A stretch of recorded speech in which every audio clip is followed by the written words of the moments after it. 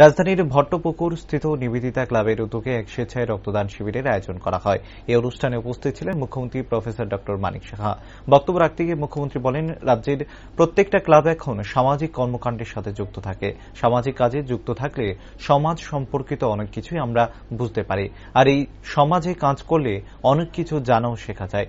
রক্তদানের থেকে বড় দান আর কিছুই হতে পারে না। শরীরের মধ্যে রক্ত না থাকলে জীবনও থাকতে পারে না।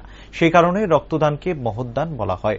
লিভার, কিডনি, বস্ত্র, চক্ষু, শিক্ষা এই ধরনের বিভিন্ন দান থাকলেও সর্বশ্রেষ্ঠ দান হল রক্তদান। সমস্ত কোষকে জীবিত রাখতে পারে একমাত্র রক্তই বলে জানান তিনি।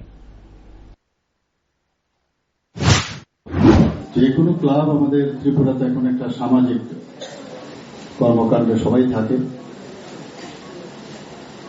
এবং সামাজিক কাজে যদি আমরা নিয়োজিত থাকি তাহলে দেখা যায় সমাজ সম্পর্কেও কিন্তু আমরা অনেকটা বুঝতে পারি, জানতে পারি। আমরা সবসময় বলি যে আমরা সমাজ পরিবর্তনের মাধ্যমে আমরা বেঁচে থাকতে চাই, আমরা সত্তায় থাকতে চাই।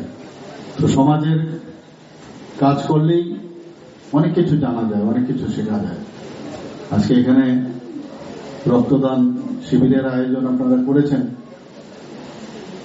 এবং বিভিন্ন সময়ে বিভিন্ন ফিলান্থ্রপিক যে ওয়ার্ক আপনারা করেন সেই বিষয়ে আপনারা বলেছেন।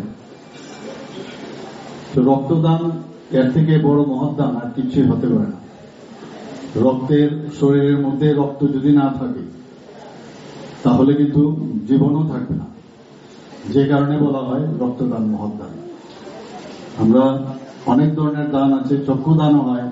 এখন লিভার থেকে আরম্ভ করে, কিডনি থেকে আরম্ভ করে, চক্ষুদান থেকে আরম্ভ করে, বস্ত্রদান, বিভিন্ন আমরা যারা টিচার আছে, যারা জ্ঞান দান করেন, সব দানের উপরে হচ্ছে রক্তদান।